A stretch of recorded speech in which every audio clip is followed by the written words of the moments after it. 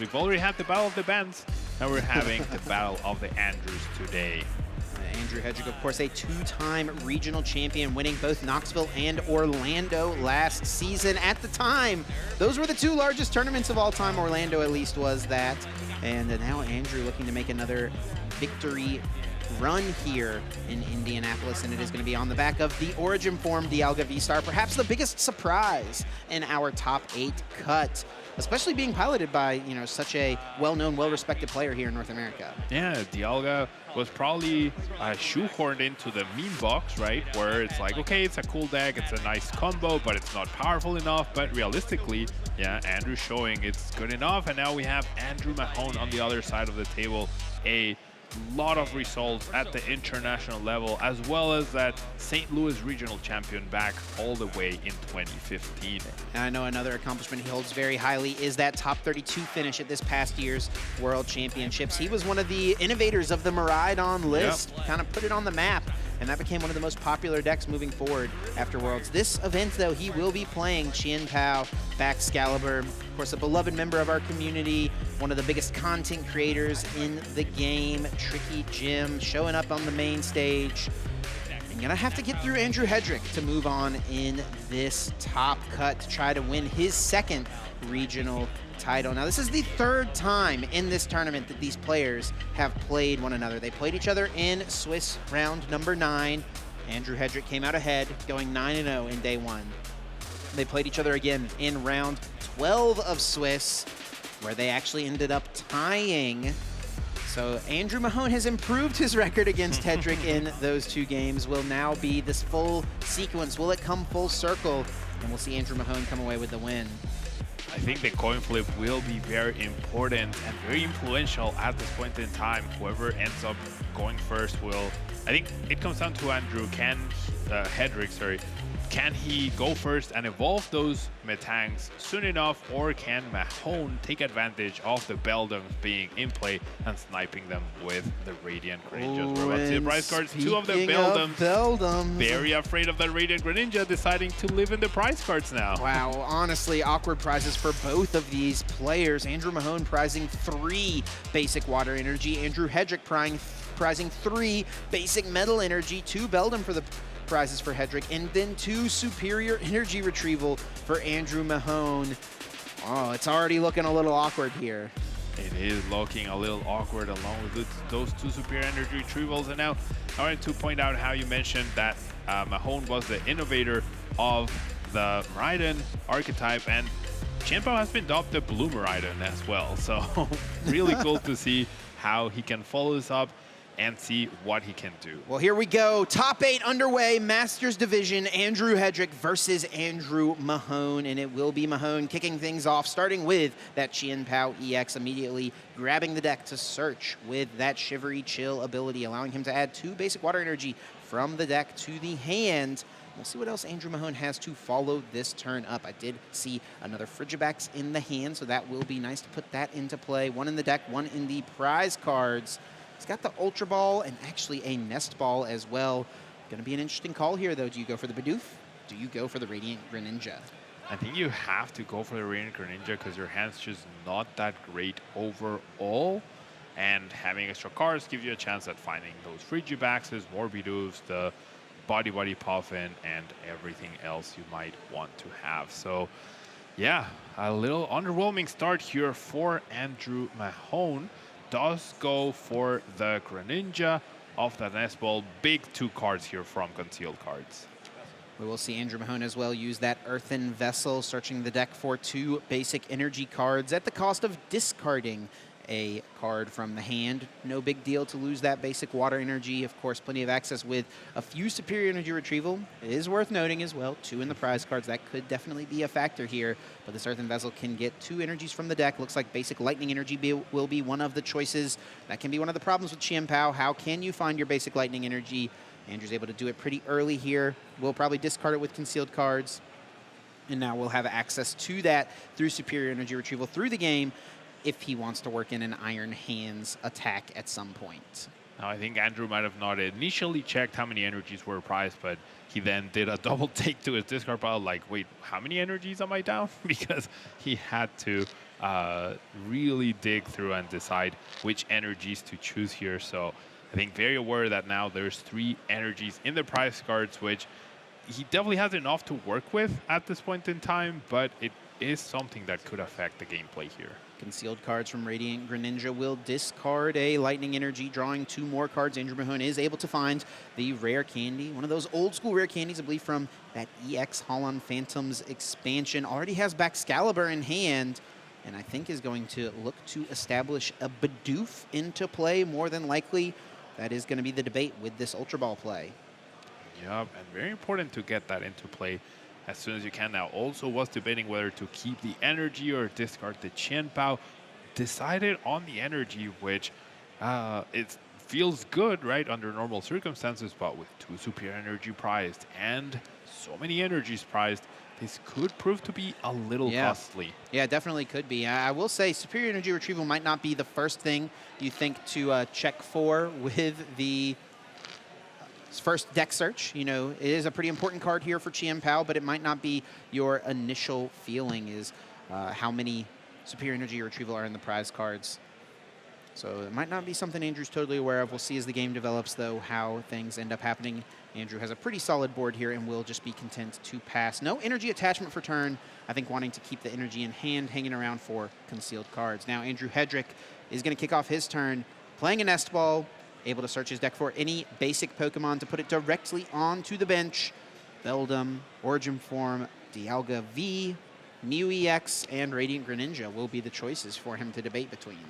Now, Andrew's going to find out the bad news that 2 Beldums are hiding in the prize cards, and if he does decide or is able to bench the other one, there is a possibility of Radiant Greninja sniping both of them immediately, as there is no mana fee in the deck list to protect them. So I really do think it's going to be a Dialga, but we did see Andrew lose to Eddie North earlier to Qianbao, and the start so far isn't looking too great for Andrew here.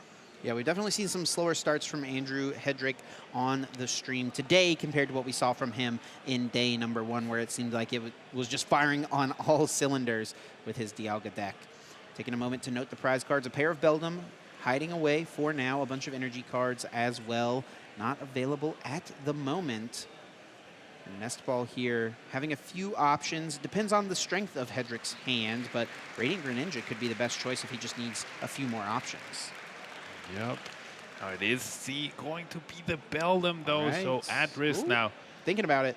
Oh, all right. Yep. Potentially changing his mind at this point in time. It's going to be the Dialga, it looks like. All right. Main attacker, main star of the deck. I wonder what made him hesitate and change his mind at this point. Yeah, it definitely depends what else is in the hand. Does Hedrick have a supporter available? Will we see an Iono, a research, something along those lines to find him something else to work with? Many questions that we'll be looking for the answers to as this turn continues to develop here. Now, Andrew Mahone's hand, I keep saying Andrew, but Andrew Let's just go with the hand, last names, yeah. You know. These guys are both pretty well known by their last names as well. So. Mahone's hand is actually incredibly good. It has an energy, has rare candy Baxcalibur, and has prime catcher. So this Iono by Hedrick will be very important, as it will take away that fantastic hand. I do think that the supporter option for Hedrick is going to be Iono more than likely. He does have Pokegear, so could dig for a research if he wanted, but didn't want to potentially discard all those cards hanging around in hand. Will just be the Iono, which will put Mahone's powerful hands to the bottom of the deck. And this is the situation why it feels really nice as Mahone to have gotten the Bidoof down. It opens up a lot more plays for you on your second turn. Looking at the cards drawn here for Hedrick, was able to find a Nest Ball that can grab the second Beldum. And is this a situation for Hedrick where you've just got to put the second Beldum in play? And hope. And hope, yeah. And just force Mahone to have it. I mean, it's not a guarantee, right? I mean, Mahone would have to retreat the Qianbao plus get energies onto the Radiant Greninja. You know, you could theoretically, as Hedrick, play around this, only put 1 Beldum in play so your opponent doesn't get 2 prize cards from Moonlight Shuriken ever in one turn. But it's not a guarantee that Mahone could pull off the Moonlight Shuriken. He's going to force him to have it. Yeah, force him to have it, and also very important to consider that if you're not using Metal Maker, you're never going to get to that Star Chronos in time, right? So very important for you to not be fully afraid of what your opponent can do, and sometimes you just have to take the risk that they will not have it. Now, Andrew Mahone does have a fresh new 6-card hand, does already have the Irida, so it might not be too many pieces that he's missing at this point in order to accomplish this. As we see the Bibarel hit the board immediately, Chip. Immediately evolving from that Bidoof, Industrious Incisors will be a play available. We do see Pokestop going into play as well. Buddy Poffin could grab a couple Frigibacks out. Could see one Frigibax and then benching of the Bidoof in the hand currently. It's going to put a pretty big strain on Andrew's energy cards here and his resources to pull off this attack, I will say. It will, but I think the payoff is too great to not try it, you know, like one superior energy retrieval. And you know, like if you take 2 prizes, you're also very likely to find some good prizes, right? Energy, superior energy retrieval. So I think it's worth it because you do need to access those cards at some point.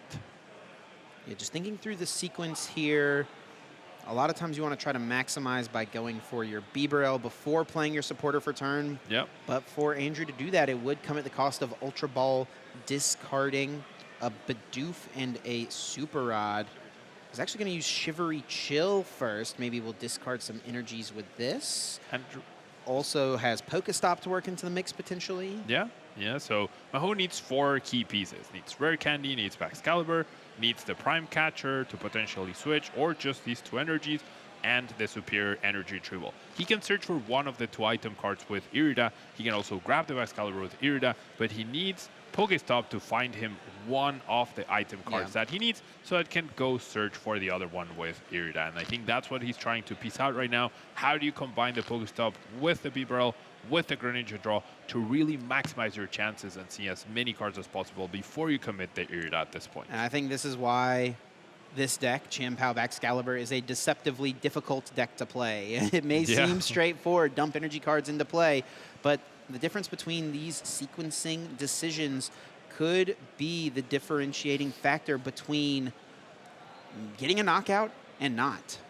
Now, that Nest Ball does open up a potential Iron Hands play to knock out the Beldum for 2 prizes, which is also a way which Andrew Mahone can get ahead with in the 2 prize trade-off, but it doesn't seem like he's even going to consider it at this point in time. He's just going to grab the Baxcalibur right here, then probably draw cards with Bibarel, then draw with the Pokestop, and then finally use that Irida for the missing piece.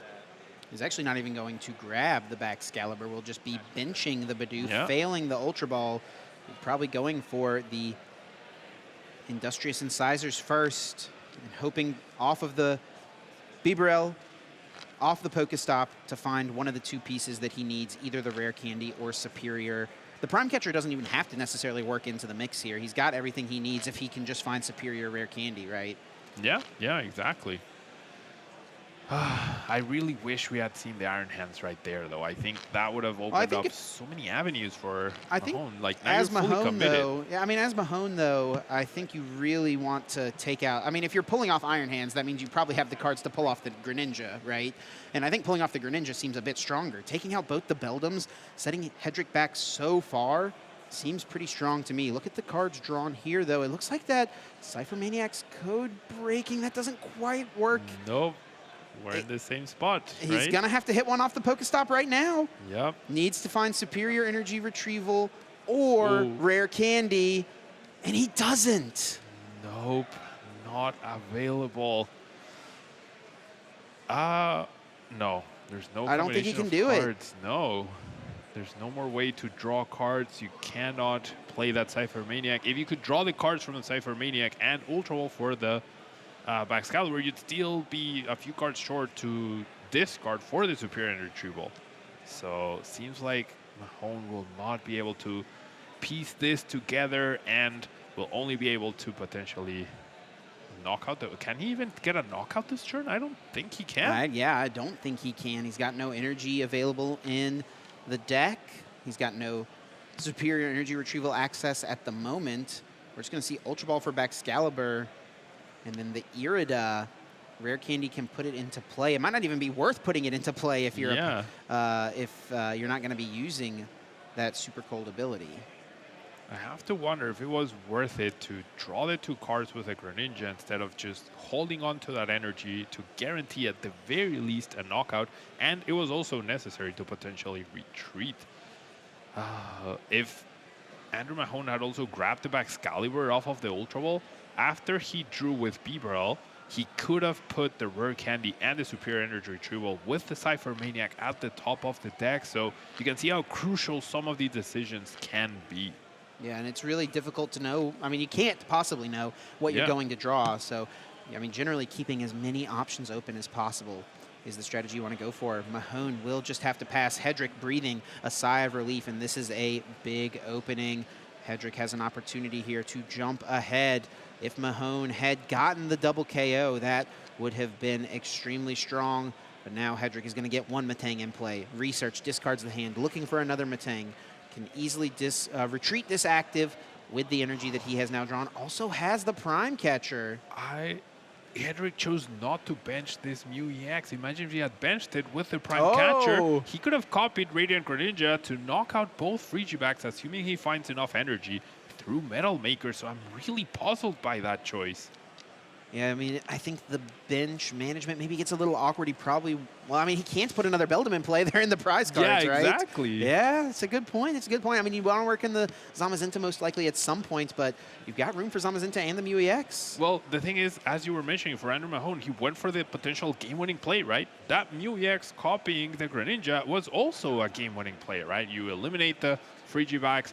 There's no chance of retaliation from your opponent at that point. So that could prove to be a little costly here. Hedrick does have the knockout lined up. Already enough energy on this Dialga V-Star to use Metal Blast. There is another Metang in the hand. We will see one more Metal Maker looking at the top 4 cards here and attaching any Metal Energy found. It will be 2 Metal Energy cards being placed onto the benched Origin Form Dialga V. The other 2 cards will be shuffled and placed onto the bottom of the deck. Very correctly, spreading out the energies, and now Andrew Hedrick will be the one to take the first 2 prize cards. Andrew Mahone had an opening last turn, but wasn't able to capitalize. The combination of cards just wasn't there, and now it's on Andrew to try and make, and it's on Mahone to make Hedrick whiff, but it's not looking great. His hand is a little too clogged up as well. Some updates from the floor. Grant Shin is up 1 game over Ian Robb, 1 game to none right now, and Dean Nizam as well has taken the first game over Eddie North. It appears Grant Manley and Nick Moffitt are still playing their first game. Andrew Mahone is going to kick things off with the Ultra Ball. After playing the Super Rod, this Ultra Ball will discard the Buddy Buddy Poffin and the Baxcalibur. You only need 1 Baxcalibur, but you only play 2, so having 1 discarded always feels a little sketchy, but with 3 Super Rod in the list, you've got plenty of playability there. And in favor of getting potentially the second Bibarel established, yes, that is what Mahone will choose. We've got a pair of beavers building a dam on the bench. A pair of beavers indeed, Chip. Now you have to wonder what the play here is going to be. Is it Chen Pao knockout the Dialga on the active, perhaps Iron Hands take down a Metang, and hopefully deny the Star Chronos as well as deny the energy acceleration? Can really go either way right here. Yeah, Iron Hands does seem pretty tempting. Would be a little difficult for Andrew to respond to it. With this Cypher Maniac's code breaking, Mahone can set up any 2 cards he'd like on the top. Will immediately draw into them with the Industrious Incisors. I wonder maybe if Mahone should have gone for the Pokestop first, or if he'll go for Pokestop now. You could go for the Pokestop first, see what you get, and then go for the Cypher Maniac. I guess the risk there is that you would have too many cards in your hand and then wouldn't be able to use the Cypher Maniac. Again, really difficult to know when the correct sequence is the move. What correct sequence is the move here with Chen Pao?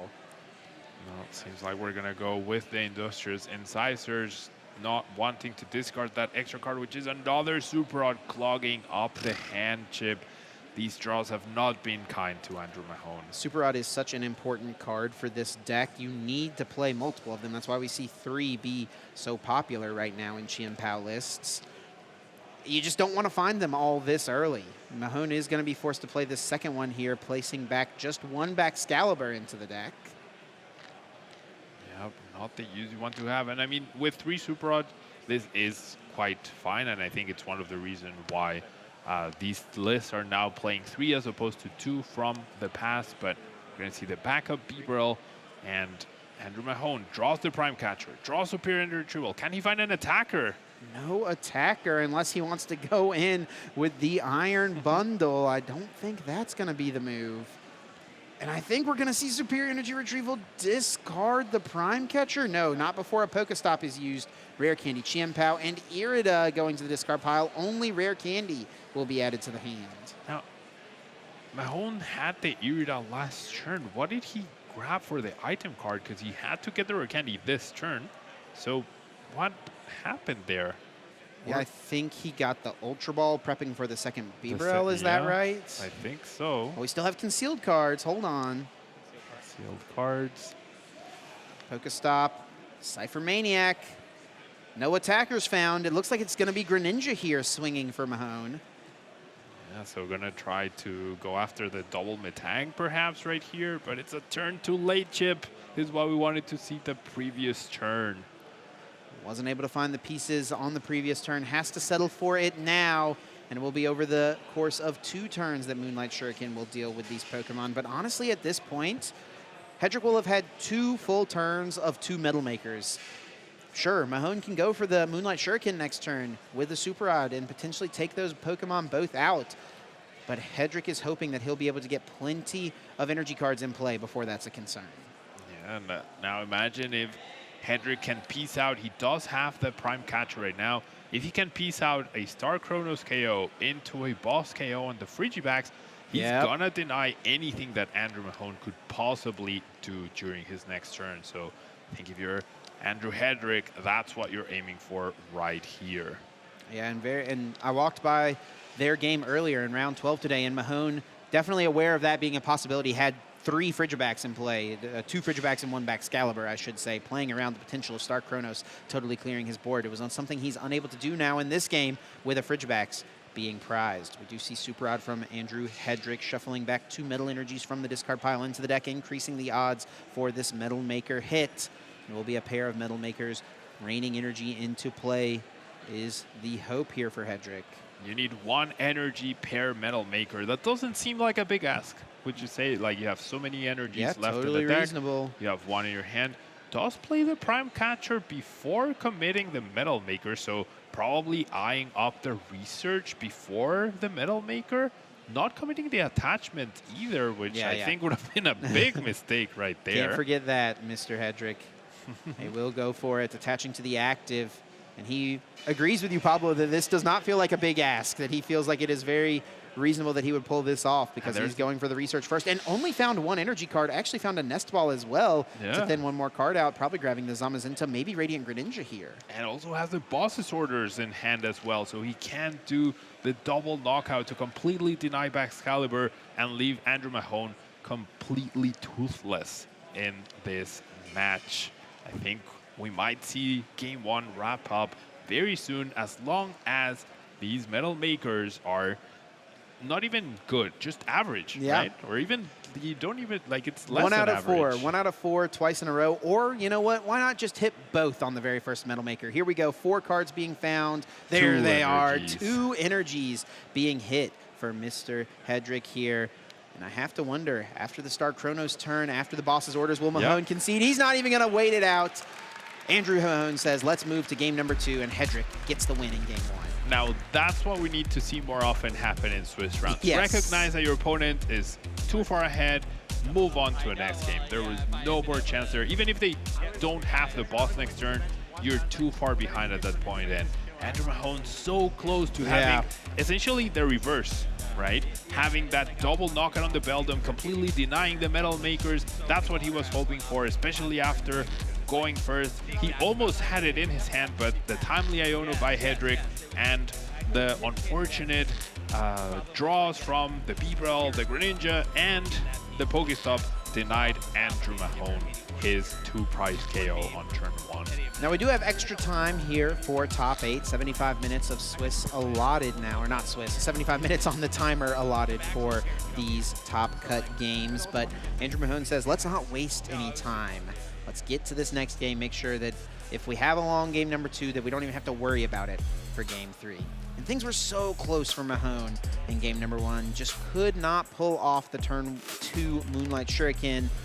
And Hedrick was able to capitalize, got a couple of solid Metal Makers off, established a really strong board, and was eventually just going to be too far ahead after the Star Chronos takes out Baxcalibur. Yeah, and this is something we weren't able to see Andrew Hedrick produce against Eddie North, right? When he faced down this exact same matchup, he was never able to have 2 Dialga V-Star or Dialga V in play at any moment. He barely had 1 Metang going throughout the course of the game, but I think under more normal circumstances, the Metal Weakness and the Star Chronos is very powerful for Qianpao to deal with. Like I was trying to fight my way out of a paper bag. And Here we go, game number 2 about to get underway. Players shuffling up. Andrew Mahone will be going first in this second game. Something we've talked about a little bit being a big deal in this matchup. Both of these decks really, really wanting to have the first turn. Yeah, going first, so crucial for both players. One to snipe the Beldums, the other to evolve and protect the Beldums. Andrew Mahone will have another opportunity to snipe them before they become Metangs, but as we've seen before, Qianpao Excalibur is a combo-based deck and a setup-based deck, and sometimes just the cards do not fall into place as you would like them to. Looks like Hedrick will be having a mulligan here. No basic Pokemon in his opening hand means he has to shuffle that 7-card hand back into the deck and try again. Try to get a basic Pokemon. You must have a basic to start a game of the Pokemon TCG. As a reward, Andrew Mahone will get 1 additional card to work with, which is really nice for a slower setup-based deck in the early turns like Qianpao. Yeah, any extra cards are very welcome additions, as we're going to see finally the Beldum hit the board. So we're going to get this game started. Mahone going first. Let's see if he can piece out that Radiant Greninja play a little bit sooner this time. Oh no, 2 Frigibacks in the prize cards for Andrew Mahone, along with a Baxcalibur, and then 2 Metang in the prize cards for Andrew Hedrick, and an Origin Form Dialga V. 2 out of 4 is not terrible, but 2 out of 3 is really bad, and I think this is going to be immediately revealed to Andrew Hedrick. Yep, Mahone not being shy about the fact that his 2 Frigibacks are prized. Yeah, make a note of that immediately. It's going to look really funny when this Buddy Buddy Poffin gets just 1 singular Pokemon. I think the other Bidoof is already in the hand. Yep, that feels oh no, here it is. Oh, there it is. Yeah, and this is where the difference between Battle VIP Pass and Buddy Buddy Poffin continues to show up. Buddy Buddy Poffin, a very good card throughout the rest of the game, but this is where you wish you could get Radiant Greninja or Qianpao itself to start thinning the deck or drawing cards as well. Andrew Mahone does play that Hisuian Heavy Ball. That is certainly something he will be aiming to find as soon as possible. It's Operation Find the Frigibacks. Andrew Mahone leading the way. We'll see if he can come out on top in that mission. For now, it will be a pass over to Andrew Hedrick, having the Beldum in the active spot. Mahone did not have the strongest of turns. No Radiant Greninja in play, no cards drawn, no energy attached at all. We'll see what Hedrick does with this knowledge. He's going to kick things off with the Nest Ball, immediately searching the deck for any basic Pokemon to put directly onto the bench, not before taking some time to check the prize cards. I think even if Mahone hadn't reacted to the 2 Frigibacks being prized, someone as experienced as Hedrick will immediately know, right, that something's up and that there aren't any extra Frigibacks available. There's no realistic reason not to get that Frigibacks here, unless you're holding like double Bibrel in hand, but if your still hand, questionable. Yeah, especially if Mahone didn't have the strongest of turn. I don't think you can assume that double Frigibacks is prized immediately, because double Bibrel turn 2 is so good with Qianpao, especially when you're trying to dig for a strong play like Moonlight Shuriken on a couple of Beldum. But yeah, definitely next turn. Yeah, and the reaction as well from Mahone. If Hedrick was being privy to that, he will be aware that Mahone is not pumped about what he found off that Buddy Poffin.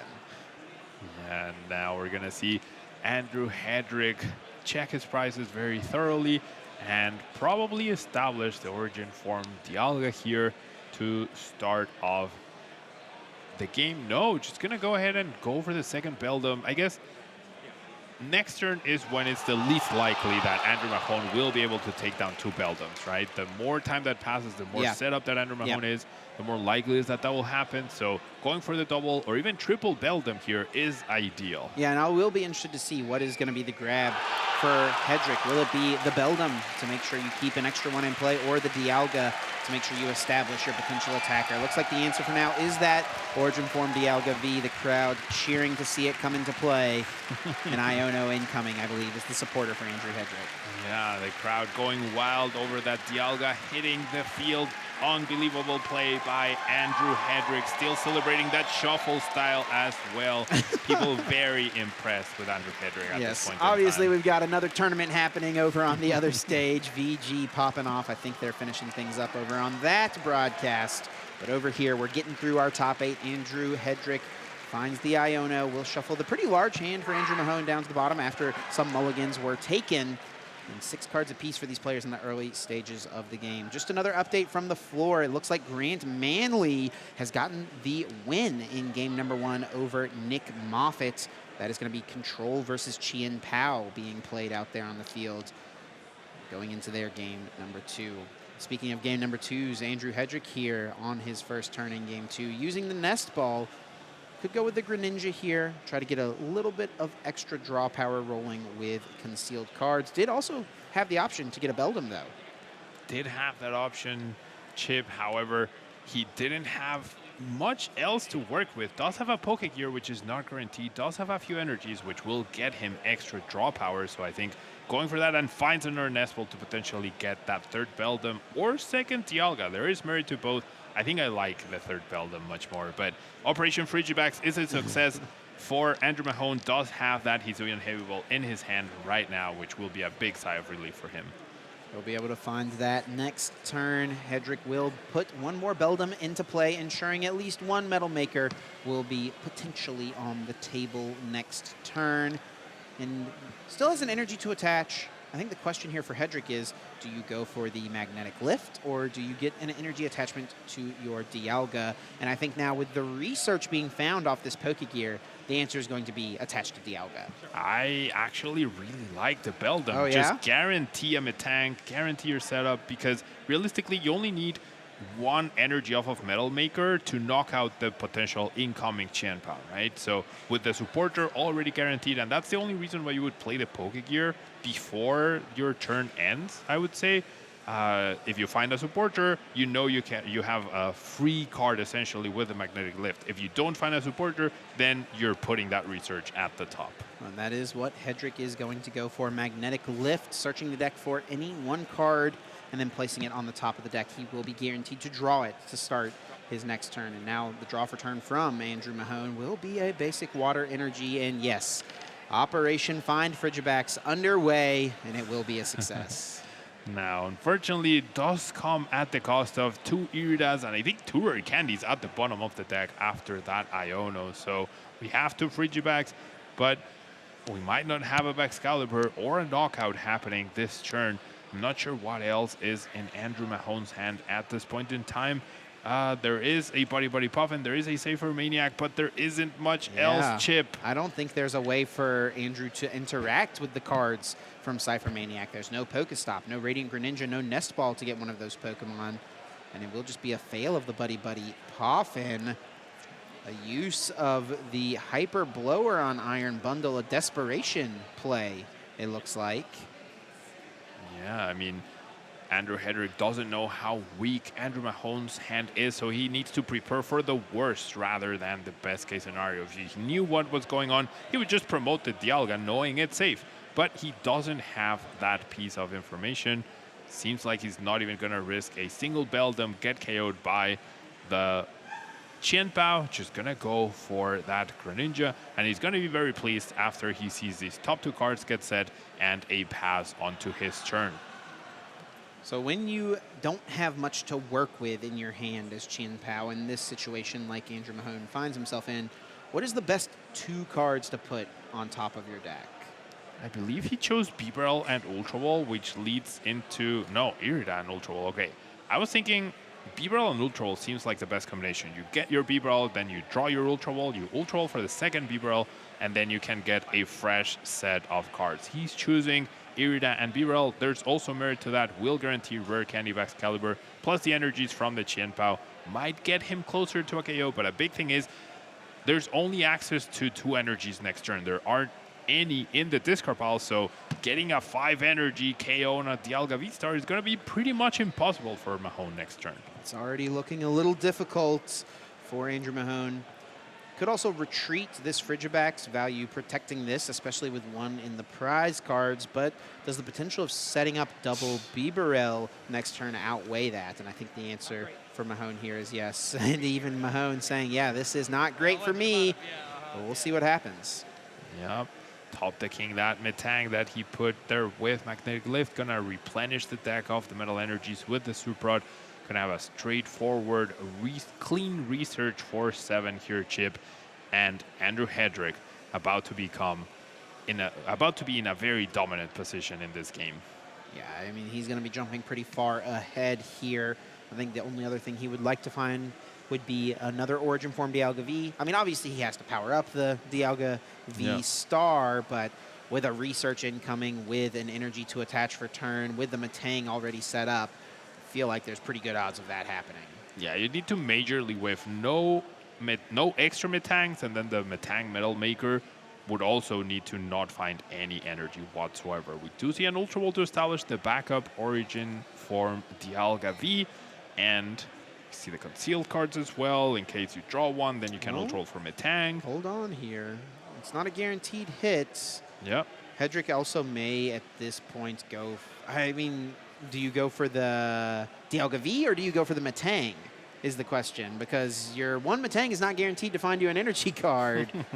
It's kind of a tough spot. You want to thin a card out of the deck, but I think Andrew's going to go with the Metal Maker first. If he gets an energy card, he can then go safely get the Dialga V. Exactly. I really wish he would do this Metal Maker first, because then that tells you, that gives you information on what you should search for. There's the energy, 2 of them, in fact. So I really think that Ultra will now be dedicated to a backup Dialga. And we'll have to see if Andrew does decide to go for that, and what he decides to discard. He's really not valuing the Mew EX in this particular matchup, which is understandable. Now he even has an extra Beldum that he can get rid of. I think he's also trying to decide what to Ultra for, because there is merit to going for the Metang so that there are no longer 2 Beldums in the bench. Protecting the concealed cards play being online for Mahone, or the Moonlight Shuriken play being online for Mahone. Now, he does actually have this other Beldum as well. Debating that being the discard choice, it will actually be the Iono hitting the discard pile. And let's see it. Is it Metang? Is it Dialga? Which does Andrew Hedrick go for? I'm going to say the Metang. Yeah, after thinking about it, the chances of Dialga V-Star getting taken down next turn are so low, but because it requires 5 energies. The Radiant Greninja play requires 3, right? Along with 1 to retreat. But and if the Dialga was to be KO'd, Hedrick could try to attack with the Zamazenta, right? There's that strong basic Pokemon attacking option that he could go for. And this ensures that there's no way for Mahone to take 2 prize cards on 2 Beldums this turn. If he wants to take 2 prize cards, it'll have to be going through the Origin Form Dialga V-Star. Now, there was a universe where this Metal Maker hit 3 energies, and then you could Star Chronos and be completely fine. Of course, that is not the case, and Hedrick will be content with just taking a knockout on this single Frigibax. He also knows that there's another Frigibax in the prize cards, right? So this is the only one that Mahone has access to at this point in time. Andrew Hedrick jumping ahead in the prize trade, taking a knockout on Frigibax. Mahone immediately evolving the Bibarel that he put on top of the deck. We see the attachment to the active Chien Pao, and now Industrious Incisors finds that Irida that was placed there as well last turn from Cypher Maniac. That's one energy. Short Chip did find one energy, can Shivery Chill for 2, but that's not enough to knock out the Dialga V-Star. So close. And then you have to wonder, will Andrew Mahone potentially Irida for Excalibur and Ultra Ball and try to piece out this KO? I think if you're trying to come back into this game and win it, it might be what you have to do at this point. He also could use Irida to get Radiant Greninja or Irida to get Ultra Ball for second Bibarel. You know, use one of those as ways to draw more cards. That may be what he has to go for here. He already has lined up the play to Super Rod back the Frigibax, Buddy Poffin it into play. Yeah, I think that's the best course of action, right? With what you have, you can't piece it out. So might as well draw as many cards as you can, and that's the Greninja and the Ultra Ball being put to the front chip. I think that's what we're about to see. Update from the floor. It does look like Dean Nizam was able to take down Eddie North 2-0. Dean Nizam with his Lost Box deck able to take down the Chien Pao from Eddie North in our first completed top 8 game. Andrew Mahone will Ultra Ball away a pair of basic water energy. Does have superior energy retrieval in hand, so this works out just fine. We do see that Bibarel being put into play, that Buddy Poffin. Ooh, did he not? I don't think he played the Super Rod first. He did not play the Super Rod first, so will Andrew. not be getting that Frigibax. I don't think there's any targets, right? Yeah, I think that's a bit of a misstep. Small misstep. Man, that feels really bad. Yeah, the frustration might be getting to Andrew at this point. There's no reason to do it this way, so hopefully he can be a little more careful with the following choices. And I mean, if he gets a Excalibur going and gets a KO, that'll be pretty good. But now he might be vulnerable. He also needs a Frigibax too. Now that's an extra card he needs. He's forcing himself to potentially find one more card. Otherwise, it would open up some potential strong plays from Hedrick. Yeah, that Super Rod miss sequence could be costly for Andrew Mahone. Big Industrious Incisors coming in here, Chip. It will be for 3 cards here. Cannot attach, no Super Cold set up just yet. Drawing some cards here. There is the... Nope. Yep, there's the Nest Ball to get down the Frigibax. There's Ultra Ball to get back Excalibur. We're going to go with concealed cards first, however. Drawing 2 and is unable to find a rare candy. Just can't quite piece things together, and now he finds himself with a 2-prize Chien Pao EX in the active spot that's not even going to be able to attack this turn. Yep, and the Star Chronos is so close that will allow Andrew to get 3 prizes as well. And then the only way you deal with a Dialga V-Star is with a 2-prize Chien Pao. So as long as there is a backup Samazenta or a backup Dialga, it's gonna get very tough for Andrew Mahone to come out of this one. Yeah, I think Andrew Mahone is kind of feeling the back up against the wall in this situation. I think he recognizes that it's not super ideal. He's going to play to his outs and try to figure out what he can possibly do, but it is definitely going to be quite the mountain to climb. Pass to Andrew Hedrick. Draw for turn is a Metal Energy. Looks like he'll kick it off with the concealed cards. We could see Star Chronos this turn. What even are the outs, Chip, at this point for Andrew Mahone? Needs Hedrick to not get a single energy off of 2 Metal Makers. Now, these haven't been used even though they are sideways. So just to clarify for the viewers that might be tuning in just now, the Metal Makers have not been used just yet. There is also an Iono to potentially use this turn, which would give Andrew Mahone a brand new hand, but I don't think you're very concerned about that at this point in time. You just want to make sure you find the backup Dialga and you are good to go. Even the Dialga V could take a knockout on a Chien Pao thanks to weakness, so not even forced to find a V-Star. Like yeah, so many options. So many ways to make this happen. Hedrick's going to use the Iono here. This does put some Metal Energies back into the deck, so if he can draw a Nest Ball, Buddy Poffin, some way to shuffle the deck, that will mean that those are live hits off the incoming Metal Makers. Yep. And he wants to find a Nest Ball or Ultra Ball of some sort There it is. to get the Dialga into play. Yep, can get rid of that energy on the Buddy Poffin very easily. Get that Dialga and then shuffle the deck, as you mentioned. and with triple Metal Maker. I don't know the odds, Chip. I'm not a statistician, but I feel like your chances of not getting a single one have to be close to 0%. Yeah, but you're telling me there's a chance. There is always that small percent chance. There's so many different ways a deck of cards could be shuffled. Maybe all those metal energies find their way to the bottom. Let's see if Hedrick can hit just one. Not on this first Metal Maker. 2 more chances. That chance just increased a little bit, higher than 0% now. Here we go. And yeah, there's that energy. 3 of them. Wow. And this is going to be a tough hill to climb. Andrew Mahone climbed a mountain at the World Championships this year in Japan. This one might be a more difficult one to summit. Yep, that is true, Chip. How do you even come back from this? Even getting an energy and choosing not to attach it, make sure that there is no play. Yeah, there is no way any of these Metangs get brought up to the active to be stalled.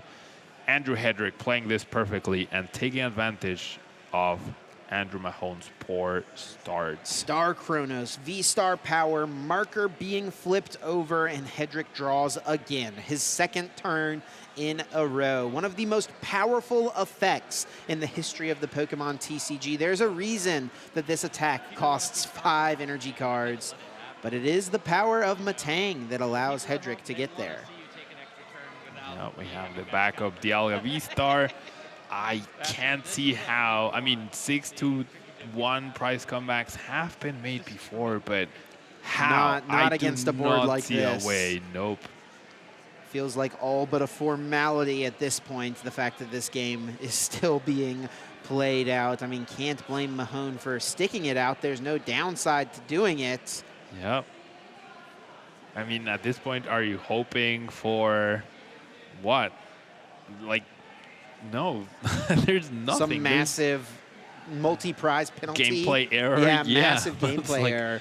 The only thing that could possibly happen here, but Andrew Hedrick just using those Metal Makers, checking essentially his whole deck, not choosing to attach any of the energies, just making sure that he's going to have energies available to retreat and attack 2 more times to finish Andrew Mahone off. All right, so we see the knockout. Radiant Greninja going down. It's Frigibax against the world, Chip. Frigibax against the world. Frigibax putting the team on his back. Can he make it happen? Mahone is looking through the discard pile, seeing maybe you're down too many energy cards. Maybe I could win with some Prime Catcher stalling plays. Mahone does play the Silene, so if he could go Gust. But Hedrick has plenty of resources left. Mahone sees the writing on the wall, extends the hand, and Andrew Hedrick will move on to the top 4 here at Indianapolis. Now you have to wonder if Mahone had found either the rare candy or the superior energy well in that first game, if this story would have been any different. But as things stand, Andrew Hedrick moves on to top 4 of the Indianapolis Regional Championships.